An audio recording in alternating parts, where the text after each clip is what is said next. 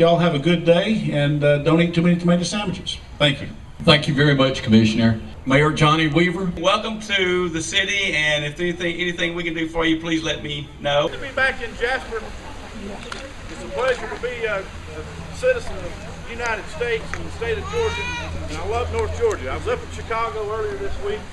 The weather up there was really nice, but being in a city of 3 or 4 million people wasn't my cup of tea, so it sure is glad to be back home, and I know the Congressman feels the same way.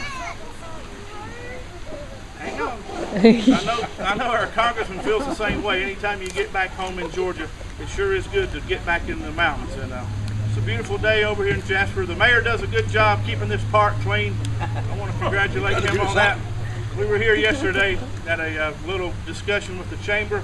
Talked to some of you guys. I see some of the same faces here today that I saw yesterday. But I want to tell you things are looking better in our economy. It's hard to see it out here in this part of the country, but our revenues are getting better in Atlanta. Our income tax revenues are increasing every month for the last 8 to 10 months. We've seen increases. Last month, the income was up about 2%. That's not a sign of a huge recovery, but I think we are making some progress back toward a positive comeback. Who can tell you when it's going to happen? I don't know, but I think what's hurting us in this part of the country is the housing industry. We're still seeing a lot of foreclosures here. We see it throughout the state.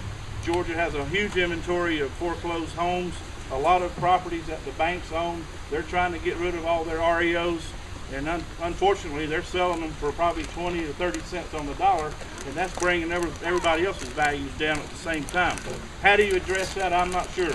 I'm not sure if our congressman has any solutions for it either. Hopefully he can give us some advice at the state level on how to help.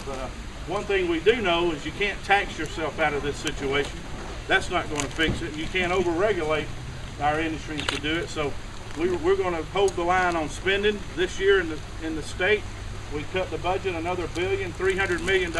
We do have a balanced budget. State law and the Constitution requires that. Unfortunately, our folks up in Washington haven't figured that out yet. Now, we have the best congressman you can get. If we can find 434 more Tom Graves, we'd have a balanced budget in Washington. Amen? Amen.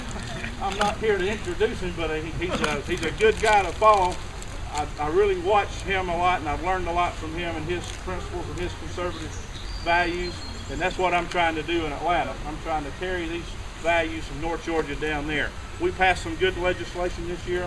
We had some good pro-life bills that passed the Senate that didn't make it through the House.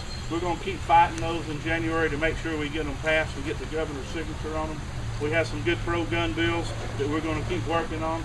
We passed zero-based budgeting in the Senate. It didn't pass the House, but we're going to work on that again in January. So y'all work with us. Give us feedback, things that we're not seeing. Let us know what you think.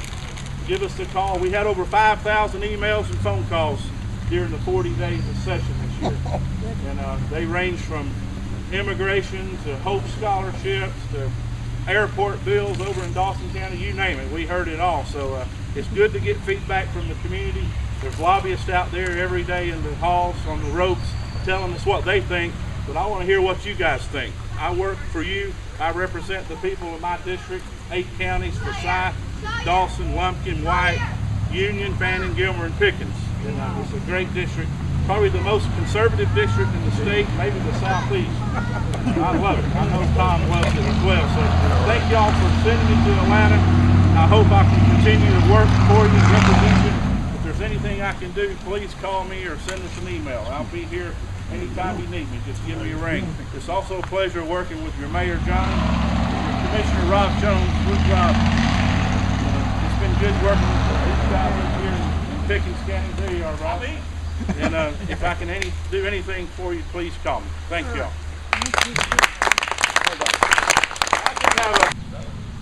Let's give Congressman Graves a big round of applause. Thank you so much. Well, thank you. I'm excited to be with you today, and for many different reasons. But first, let me just put a disclaimer. Y'all know my family's always with me, especially when the creek's nearby. But we had a little incident yesterday in which our son broke both his arms. So they're at home, and everybody says, well, how did it happen? Well, just consider it an 11-year-old boy on the farm and you can let your imagination go. He just was having fun and got carried away, apparently.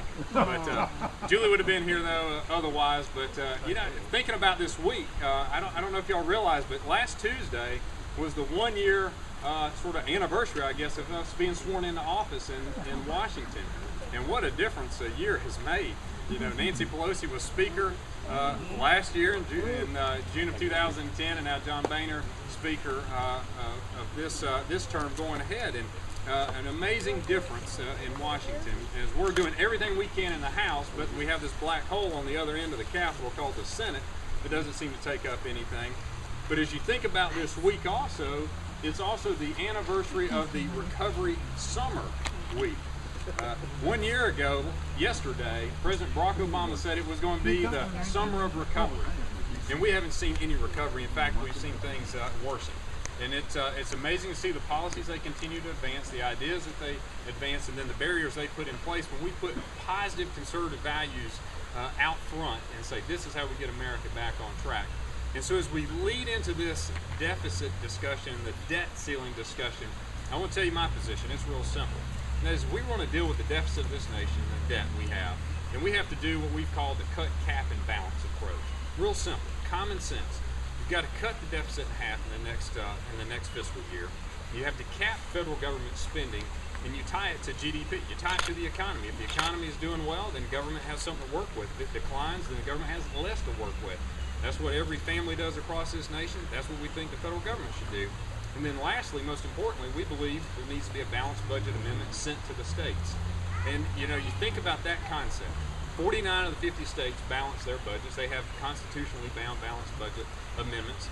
They created the federal government, yet the federal government doesn't even operate within a balanced budget. So we think, hey, let's turn it over to the states. Let's see what their opinion is.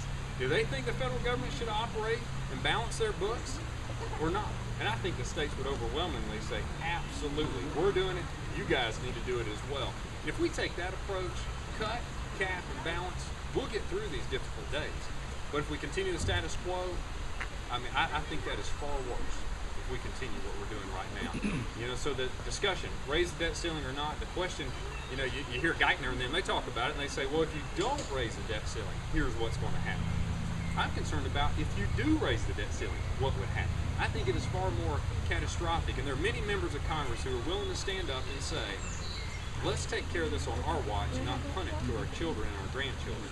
It's our responsibility today to handle it.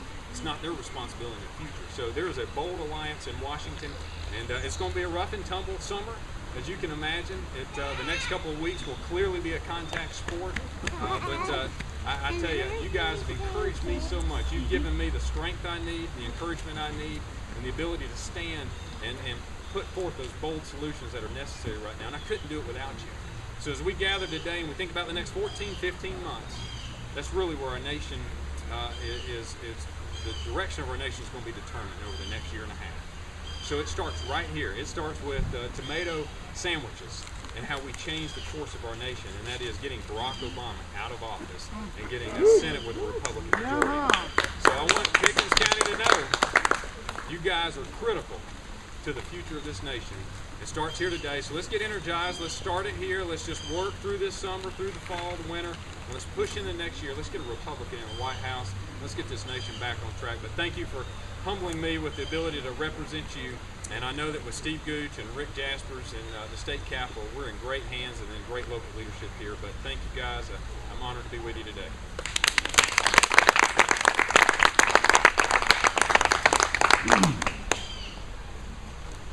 Thank you very much, and just continue to enjoy the day and help yourself to the tomato sandwiches.